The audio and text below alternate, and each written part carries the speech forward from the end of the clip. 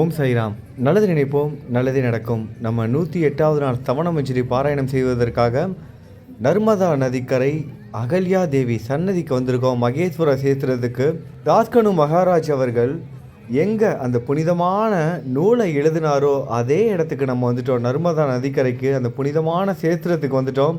சாய் பக்தர்களுக்கு இந்த ஒரு பதிவு வாழ்க்கையில் மறக்க முடியாத ஒரு நிகழ்வாக இருக்கும். நிச்சயமாக அதை நான் நம்புகிறேன். முழுவதுமாக கலந்துக்கோங்க. முழுவதுமாக சுற்றி காமிக்க போகிறேன்.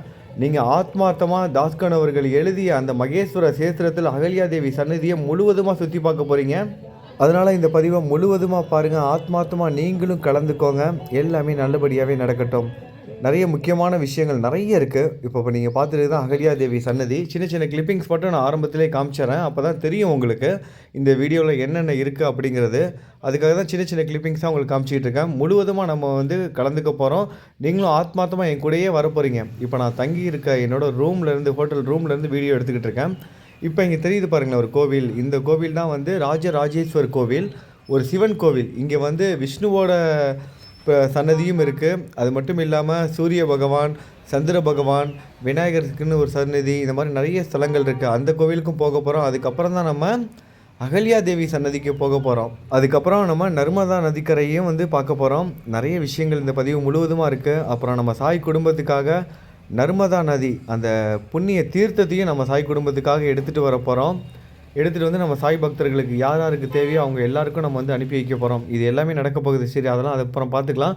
இப்போ நீங்கள் என் கூட சேர்ந்து முதல்ல நடந்து வாங்க. நம்மளோட ஹோட்டல் ரூம்லேருந்து நம்ம நடந்து போய்கிட்டு இருக்கோம். நீங்களும் என் கூட இந்த பயணத்தில் ஜாயின் பண்ணிக்கோங்க. பொறுமையாக நடந்து வாங்க, சரிங்களா? ஒன்றும் அவசரம் இல்லை. பொறுமையாக முழுவதுமாக பாருங்கள். கொஞ்சம் நேரத்தை செலவிட்டீங்க அப்படின்னா ஆத்மார்த்தமாக இந்த புண்ணிய சேத்திரத்தில் நீங்களும் கலந்துக்கலாம், அந்த புண்ணிய யாத்திரையில். இப்போ நம்ம நேராக எங்கே போக போகிறோன்னா ராஜராஜேஸ்வர் கோவிலுக்கு போக போகிறோம்.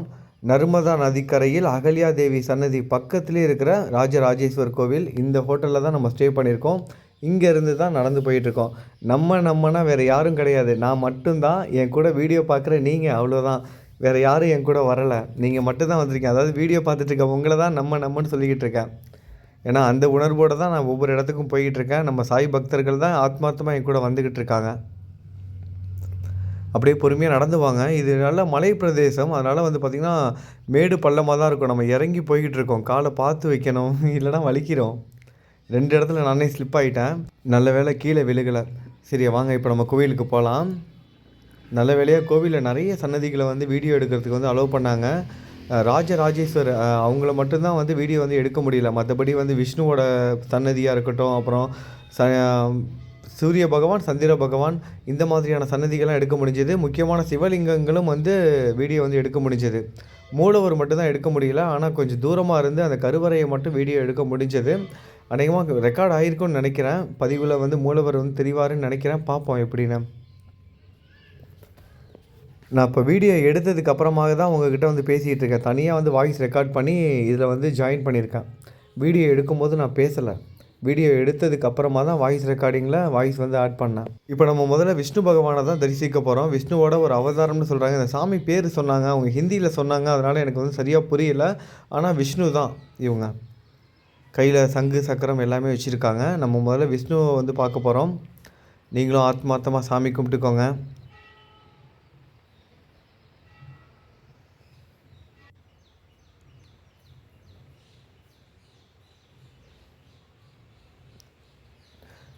ராஜராஜேஸ்வர் சன்னதியில் இருக்கிற விஷ்ணு பகவான்.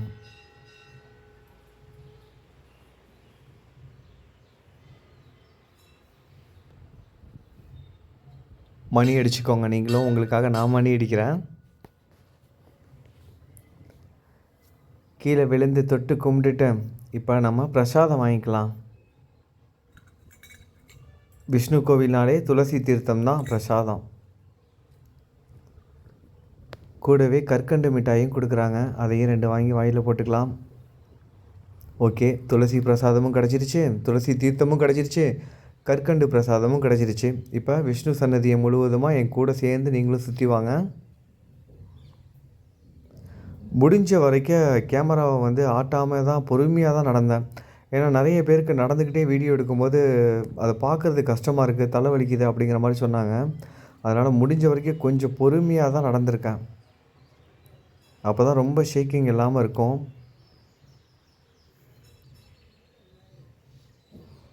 ஆனால் கோவில் ரொம்ப அழகாக இருக்குது. அதுவும் நம்ம தங்கியிருக்க இடத்துலேருந்து பார்க்கும்போது இன்னும் அழகாக இருக்குது. இப்போ அடுத்ததாக ரொம்ப அழகான ஒரு தெய்வத்தை பார்க்க போகிறோம். ஸ்ரீ ராமச்சந்திர மூர்த்தியை பார்க்க போகிறோம். சீதா தேவியோட லக்ஷ்மணோட சேர்ந்து காட்சி கொடுக்குறாரு ஸ்ரீ ராமச்சந்திர மூர்த்தி. இப்போ நம்ம ஸ்ரீ ராமனை தான் தரிசிக்க போயிட்டுருக்கோம். போகலாமா? உள்ளுக்குள்ளே வரீங்களா? எப்போதுமே ஸ்ரீ ராமச்சந்திரமூர்த்தி ரொம்ப அழகாக தான் இருப்பார் ஸ்ரீராமன்.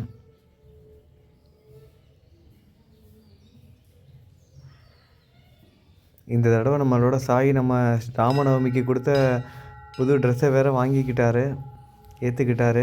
29ஆந்தேதி வியாழக்கிழமை அன்னைக்கு அந்த ட்ரெஸ்ஸை தான் சாய்க்கு வந்து போட போகிறாங்க ஷீரடியில்.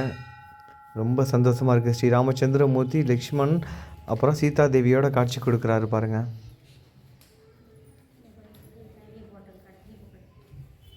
விநாயகரும் இருக்காங்க.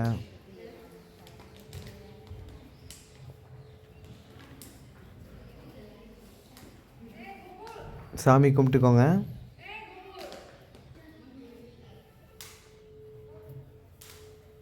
கீழே விழுந்து தொட்டு கும்பிட்டுட்டு நம்ம அப்படியே பிரகாரத்தை முழுவதுமாக சுற்றி வரலாம். சுற்றி வந்ததுக்கப்புறம் நம்ம சூரிய பகவானையும் சந்திர பகவானையும் தரிசிக்கலாம்.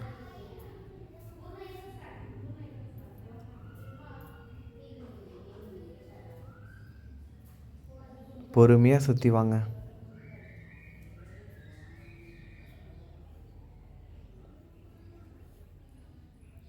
இப்போ நம்ம சூரிய பகவானையும் சந்திர பகவானையும் பார்க்குறதுக்காக போய்கிட்டு இருக்கோம்.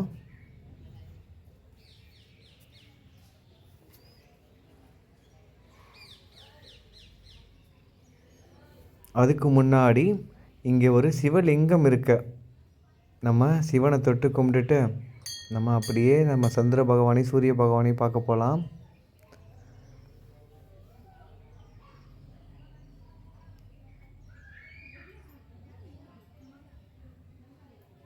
ஆனால் இங்கே நார்த்து சைடு மட்டும் பார்த்திங்கன்னா சிவலிங்கத்துக்கு நம்மளே அபிஷேகம் பண்ணலாம், தொட்டு கும்பிடலாம். எல்லா கோயிலையும் அலோவ் பண்ணுவாங்க. காசிக்கு போனோம்னா காசி விஸ்வநாதரை கூட நம்ம தொட்டு கும்பிடலாம்.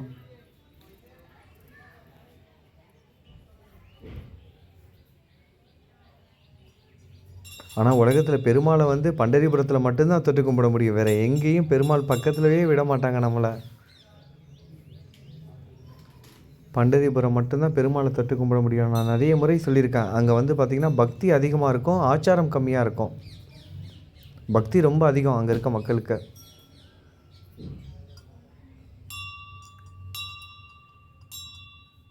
மணி அடித்தாச்சா? இப்போ நம்ம சந்திர பகவானையும் சூரிய பகவானையும் பார்க்கலாம். நேராக இருக்கார்ல அவர் வந்து சூரிய பகவான், பக்கத்தில் இருக்கிறது சந்திர பகவான்.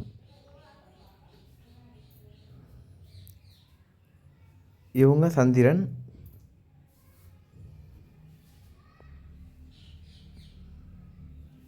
சரி, நம்ம இப்போ அடுத்தது நேராக நம்ம மூலவரை பார்க்க போகிறோம். உள்ளுக்குள்ளே வீடியோ எடுக்க அலோவ் கிடையாதுன்னு நினைக்கிறேன். அலோவ் பண்ண மாட்டாங்க. அதனால் நான் உங்களுக்கு அந்த கோவில் பக்கத்தில் போயிட்டு எங்கே மூலவர் இருக்காரோ அந்த இடத்த காமிக்கிறேன். அப்புறம் நந்தியிலேருந்து உங்களுக்கு வந்து நான் வீடியோ வந்து எடுத்திருக்கேன். மூலவர் தெரிவாருன்னு நினைக்கிறேன், பார்ப்போம். அதுக்கு முன்னாடி இங்கே ஒரு சன்னதி இருக்குது, இங்கே போயிட்டு வந்துடுவோம். என்ன சாமி இதுன்னு போனால் தான் தெரியும். விநாயகர் சன்னதி. விநாயகர் நம்ம ஊர்லலாம் விநாயகர் வந்து எல்லா கோவில்லையும் வந்து எந்த கோவில் போனாலும் வெளியவே முன்னாடியே இருப்பார். ஆனால் இங்கெல்லாம் பார்த்திங்கன்னா விநாயகர் வந்து அந்த மாதிரி முன்னாடி இல்லாமல் நடுவில் வேறு எங்கேயாவது அந்த மாதிரி தான் வச்சுருக்காங்க நார்த்து சைட்லலாம். மக்கள் அதிகமாக இருக்காங்க, பக்தர்கள் ஒரு 2-3 பேர் வந்துட்டோம். லேடிஸாக வேறு இருக்காங்க. வந்ததுக்கப்புறம் நம்ம உள்ளுக்குள்ளே போகலாம்.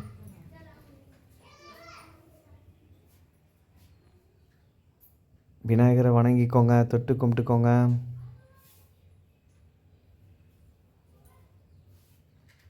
கரெக்டாக நம்ம தொட்டு கும்பிடும்போது அவங்க விளக்கேற்றி வைக்கிறாங்க. சரி வாங்க, மணி அடிச்சுக்குவோம்.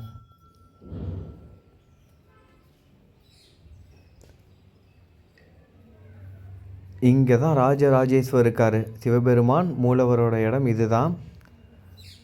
இங்கே ஒருத்தர் நின்றுட்டு இருக்கார்ல, இவர்கிட்ட தான் கேட்டேன், ரொம்ப ரிக்வஸ்ட் பண்ணேன். ஆனால் வந்து வீடியோ எடுக்க அலோடு கிடையாது அப்படின்னு சொல்லிட்டாங்க. நம்ம ரூல்ஸை வந்து மீறக்கூடாது, அதனால் வீடியோ எடுக்கலை. ஆனால் வெளியே வந்து நந்தி இருக்கார், அங்கேருந்து வந்து ஜூம் பண்ணியிருக்கேன். மேபி தெரிஞ்சிருக்கலாம், பார்க்கலாம். மணி அடிச்சுக்கோங்க. இங்கே தான் ராஜராஜேஸ்வர் இருக்கார், நர்மதா நதிக்கரையில் இருக்கிற மிகவும் சக்தி வாய்ந்த சிவபெருமான். வாங்க இப்போ நம்ம நந்திக்கிட்ட இருந்து மூலவர் ராஜராஜேஸ்வரை பார்க்கலாம். நந்தி அனுமதி கொடுத்தாருன்னா பதிவாவார், நம்ம பார்க்க முடியும். நந்தியிலேருந்து அப்படியே நம்ம ஜூம் பண்ணுவோம். தெரியுறாரா சிவபெருமான்? சிவபெருமானுக்கு மேலே அந்த நாகம் இருக்குது பாருங்கள், அது மட்டும் தெரியுது. சிவபெருமான் வந்து கீழே இருக்கார். பரவாயில்ல, இதாவது காட்சி கிடச்சிது. இதுக்கு மேலே நம்ம அங்கேருந்து வீடியோ எடுக்கக்கூடாது, ஏன்னா எடுக்கக்கூடாதுன்னு சொல்லிட்டாங்க. அதையும் மீறி நம்ம எடுத்தோம்னா அது தவறு. ஒவ்வொரு கோயிலுக்கும் இருக்கிற அந்த ஆச்சாரத்தை வந்து நம்ம வந்து கடைப்பிடிக்கணும். விநாயகரை தொட்டு கும்பிட்டுக்கலாம். நிறைய லிங்கங்கள் இருக்குது. மூலவர் எல்லா இடத்துலையும் நம்ம சிவன் இருக்கார்.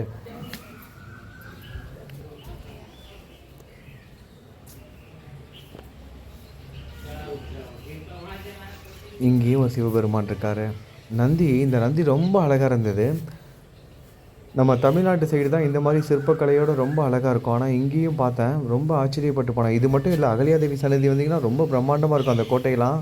அது எல்லாமே பார்க்க போகிறீங்க. நந்தி ரொம்ப அழகாக இருக்கார்ல.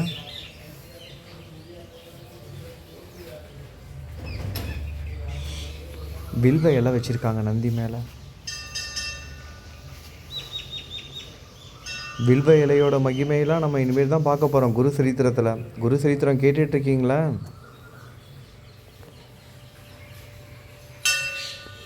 வில்வ இலை அவ்வளவு சக்தி வாய்ந்தது சிவபெருமானுக்கு.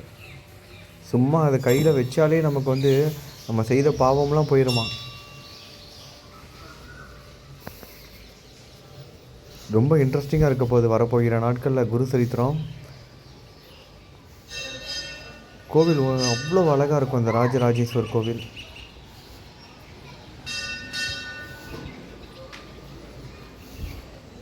பிரதோஷ டைமில், அது நாளைக்கு தான் பிரதோஷம். இன்றைக்கி வெள்ளிக்கிழமை நான் வந்து வீடியோ எடுத்துகிட்ருக்கேன். நாளைக்கு சனிக்கிழமை மகா பிரதோஷம், சனி பிரதோஷம். ரொம்ப விசேஷமாக வந்து இங்கே இருக்கும். ஆனால் வெள்ளிக்கிழமை அன்றைக்கி தான் இப்போ நம்ம இங்கே வந்திருக்கோம். சனிக்கிழமை அன்றைக்கி இங்கே வந்ததுன்னா பிரதோஷம் அன்றைக்கி ரொம்ப சூப்பராக இருக்கும். பூஜைகள் அப்படி பிரம்மாண்டமாக நடந்துக்கிட்டு இருக்கோம்.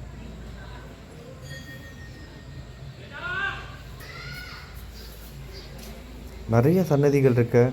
எல்லா சன்னதிலையும் வந்து பேர் வந்து பார்த்திங்க அப்படின்னா என்ன தெய்வம் அப்படிங்கிறது வந்து ஹிந்தியில் தான் எழுதியிருக்காங்க. ஹிந்தி தெரியாததுனால கொஞ்சம் கஷ்டமாக இருக்குது. கூகுள் டிரான்ஸ்லேட்டில் வேணால் போட்டு பார்க்கலாம்.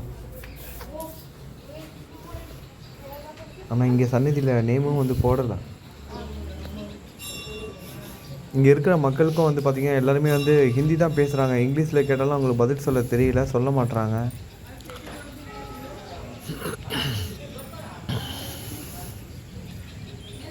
பொறுமையாக வாங்க. எல்லா ஸ்தலமையும் எல்லா சன்னதியும் நம்ம பார்த்ததுக்கப்புறமா தான் அகல்யாதேவி சன்னதிக்கு போயிட்டு அதுக்கப்புறம் நர்மதா நதிக்கரையும் பார்க்க போகிறோம். இவங்க நம்ம போகிற இடத்துலலாம் இருக்காங்க, அவங்க போகிற இடத்துலலாம் நம்ம வந்துட்டுருக்கோம். வீடியோ வேறு எடுத்துகிட்ருக்கோம், தப்பாக எதை நினச்சிக்க போகிறாங்க. சரி, நம்ம சாமி கும்பிடுவோம்.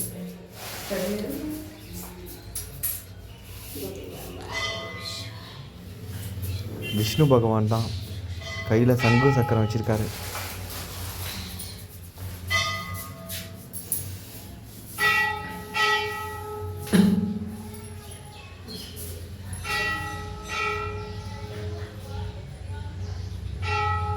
கையில் சங்கு சக்கரம் வச்சுட்டு அழகாக இருக்காது.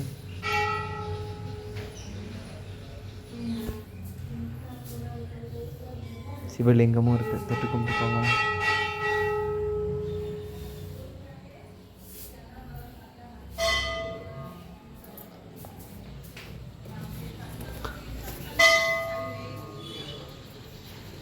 பொறுமையாக நடந்து வாங்க.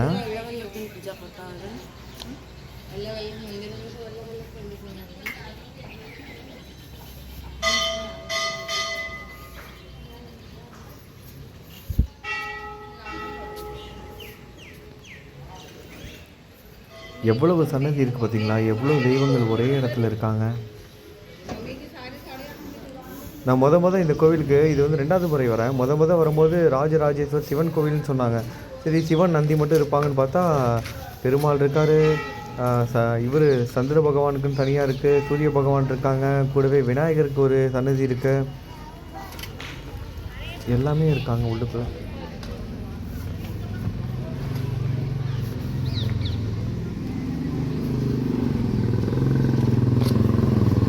இப்போ நம்ம எங்கே போகிறோன்னா அகல்யாதேவி சன்னதிக்கு போகிறோம். நிறைய பேருக்கு அகல்யாதேவினா சாமி நினச்சிட்டு இருக்காங்க. அதாவது அகல்யாதேவிங்கிறவங்க வந்து இந்த நாடை வந்து ஆட்சி புரிஞ்சவங்க, ஏதாவது இந்த மத்திய பிரதேசம் வந்து ஆட்சி புரிஞ்சவங்க, ஒரு ராணி அவங்க. அகல்யாதேவி அப்படிங்கிறவங்க ராணி. அவங்க எந்த வருஷம் வந்து பிறந்தாங்க, எந்த வருஷம் இறந்தாங்க, எந்த டைமில் அவங்க ஆட்சி புரிஞ்சாங்க, இது எல்லாமே நம்ம இப்போ பார்க்க போகிறோம். முக்கியமாக அந்த கோட்டை, அவங்களோட அந்த தர்பார் எப்படி இருக்குன்னா பிரம்மாண்டமாக இருக்கும். அது எல்லாமே நம்ம போய் பார்க்க போகிறோம். அது மட்டும் இல்லாமல் அவங்களோட சிலை ஒன்று, பெரிய சிலை ஒன்று வச்சுருக்காங்க. மியூசியமும் இருக்குது. அவங்க போருக்காக பயன்படுத்திய ஆயுதங்கள், துப்பாக்கி, இது எல்லாமே அங்கே வந்து வச்சுருக்காங்க. கத்தி, வாள், அப்புறம் வந்து அவங்களோட சபை கூடி எல்லாம் பேசுவாங்கள்ல, மந்திரிகளோடு சேர்ந்து ஆலோசனைலாம் நடத்துவாங்கள்ல, அந்த தர்பார், அந்த இடமும் இருக்குது. அது எல்லாமே இன்னும் மெயின்டைன் பண்ணிட்டு இருக்காங்க. அந்த இடத்தையே அப்படியே மியூசியம் ஆக்கிட்டாங்க.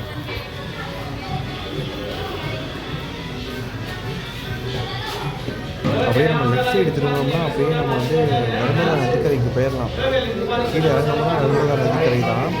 ஆனால் இப்போ நம்ம எங்கே போக போகிறோம்னா நேராக வந்து அகல்யாதேவி அவங்களோட கோட்டையை தான் போய் பார்க்க போகிறோம். இப்போ அந்த கோட்டையில் தான் இருக்கோம். இவங்க வந்து ஒரு சிவன் பக்தர். இந்த அகல்யாதேவி ராணி வந்து ஒரு சிவனோட மிகப்பெரிய ஒரு பக்தர். அதனால் சிவன் கோவிலோடு சேர்ந்து தான் அவங்களோட கோட்டையை அமைஞ்சிருக்கு. இங்கே லெஃப்ட் சைடு வந்து ஒரு கோபுரம் தெரியுது பாருங்களேன், இதுதான் அந்த சிவன் கோவில். பராமரிப்பு வேலைகள் வந்து நடந்துக்கிட்டு இருக்கு. அதனால் கோவிலுக்குள்ளே வந்து போய் வீடியோ வந்து எடுக்க முடியல. கோவில் எப்படி பிரம்மாண்டமாக இருக்குது பார்த்தீங்களா? சிவன் கோவில், கோட்டை, ராணியோட கோட்டையோடு சேர்ந்து தான் சிவன் கோவிலும் இருக்குது. நம்ம தஞ்சாவூர் ராஜராஜ சோழன் மாதிரி இவங்களும் மிகப்பெரிய சிவன் பக்தராக இருந்திருப்பாங்க போல்.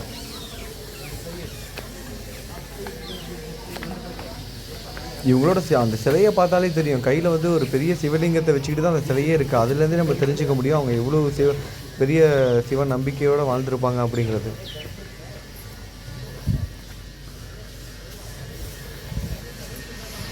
பொறுமையாக நடந்துவாங்க. 2-3 இடத்துல எனக்கு கால் வலிக்கிருச்சு. நல்ல வேலை கீழே விழுகலை. ஒரே மலை மேலே ஏறி தான் போகணும். இங்கே வந்துட்டோம். ராணியோட தர்பாருக்கு வந்துட்டோம். அகல்யாதேவியோட தர்பாருக்கு நம்ம உள்ளுக்குள்ளே வரப்போகிறோம்.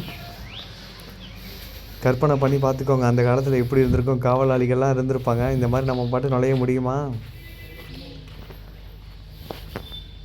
இந்த நேரம் எதிர்த்த மாதிரி தெரியுதுல்ல, அதான் மியூசியம். அது மியூசியம் வந்து லாக் பண்ணியிருக்காங்க. அப்படியே லாக் பண்ணி இல்லாமல் ஓப்பன் பண்ணியிருந்தா கூட வீடியோ வந்து எடுக்க முடியாது, அலோவ் பண்ண மாட்டாங்க. ஆனால் போன முறை வந்தப்போ நம்ம வீடியோ எடுத்து கொஞ்சம் காமிச்சிருந்தோம்.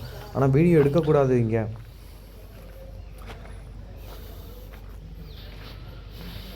பரவாயில்ல. இப்போ நம்ம நேராக வந்து அகல்யாதேவியை பார்க்க போகலாம். அந்த பிரம்மாண்டமாக அப்படியே நிற்பாங்க அகல்யாதேவி. கையில் சிவன் சிலையை வச்சுக்கிட்டு அந்த பீரங்கியெல்லாம் வச்சுருக்காங்க பாருங்கள்.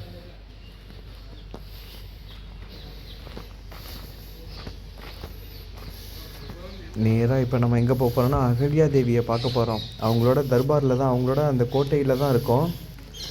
அது மியூசியம்னு ஒன்று காமிச்சல, அங்கே தான் அவங்க உட்காந்து அந்த பேசுகிற இடம், டிஸ்கஸ் பண்ணுற இடம் எல்லாமே அங்கே தான் இருக்குது. முன்னாடியே பாருங்களேன், எங்கே பார்த்தாலும் சிவன் தான் பிரதிஷ்டை பண்ணி வச்சுருக்காங்க. இது எல்லாமே அகல்யாதேவி இருக்கிற டைமில் பிரதிஷ்டை பண்ணது.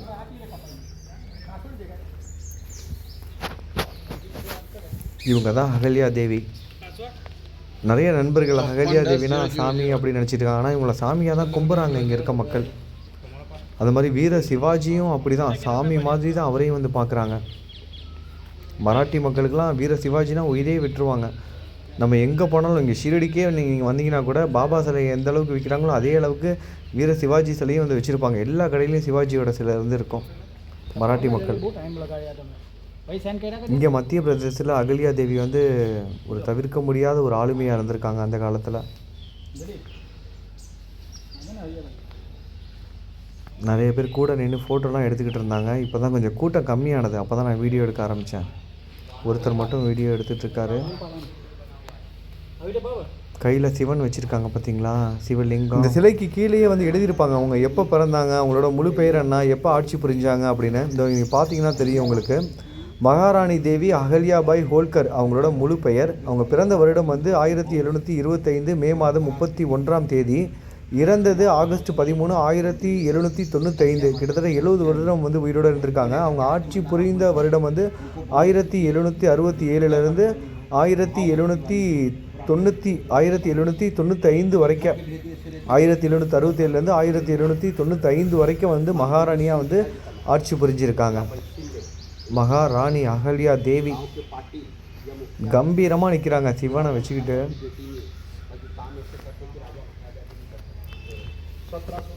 பாகுபலி மாதிரி இருக்காங்களே, பாகுபலி சிவனை தூக்கிட்டு நம்ம சினிமாவில் பார்த்துருப்போம்.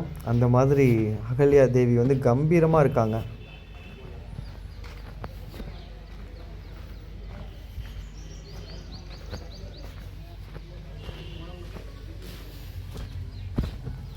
அவங்கள பற்றி நிறைய கதைகள்லாம் இருக்குது, நம்ம எடுத்து படித்தோம்னா நமக்கு தெரியும். நீங்களும் கூகுளில் செக் பண்ணி பாருங்கள், அகல்யா தேவி பாய் ஹோல்கர்னு போட்டு பாருங்கள் தெரியுமா. மகாராணி அகல்யா பாய்னு போடுங்க, கிளியராக வரும்.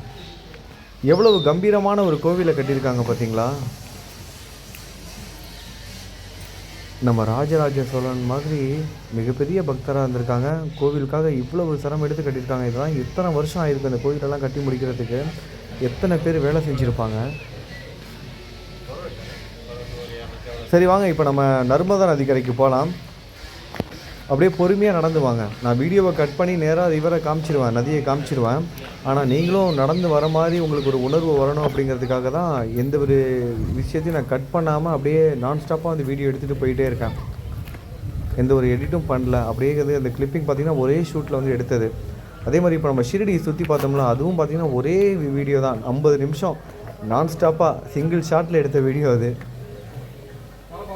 இந்த வீடியோ பார்த்திங்கன்னா இடையில ஒரு சின்ன இடத்துல 2-3 இடத்துல கட் ஆனது. ஆனால் எங்கே கட் பண்ணணும் அதே இடத்துலையே நான் வீடியோ எடுக்க ஆரம்பிச்சிட்டேன். ஏன்னா இடையில 2-3 பேர் ஃபோன் பண்ணிட்டாங்க. இப்படி பொறுமையாக நடந்துவாங்க. நான் வீடியோ எடுத்ததுக்கப்புறமா தான் வாய்ஸ் ரெக்கார்டிங் பண்ணிக்கிட்டு இருக்கேன். நான் பேசிக்கிட்டே நடக்கலை, நான் ரொம்ப கவனமாக நடக்க வேண்டியதாக இருந்தது. படிக்கட்டும் ஒன்று அவ்வளோ பெருசு.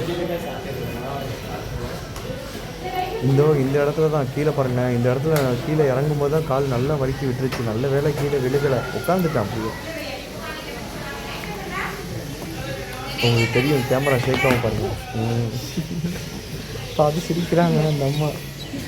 சேம் பப்பி சேம் ஆயிடுச்சு. நல்ல வேலை அப்பயும் நான் வீடியோ எடுக்கிறத விடலையே.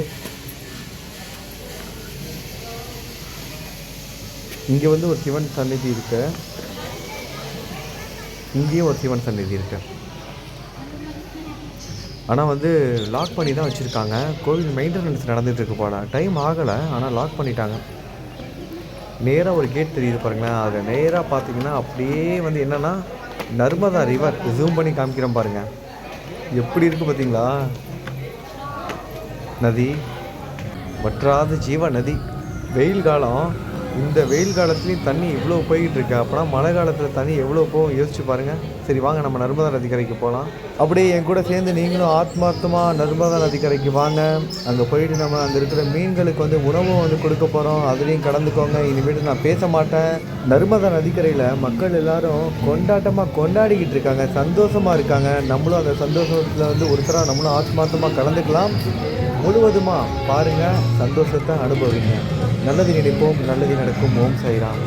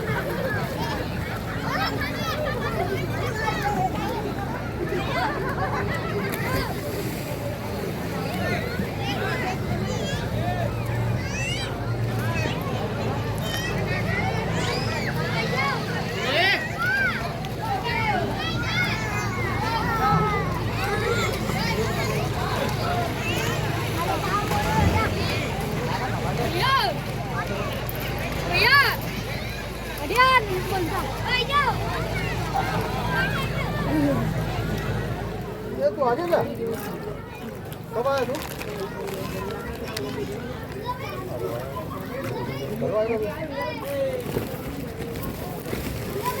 अरे बहुत दिन हो गया तो यार इसके बारे में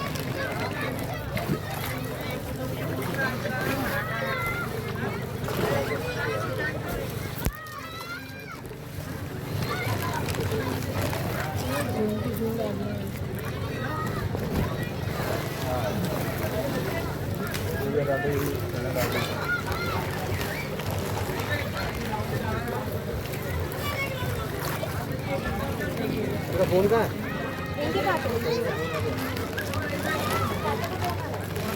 ऋषि इधर आजा ऋषि चलो आ जाओ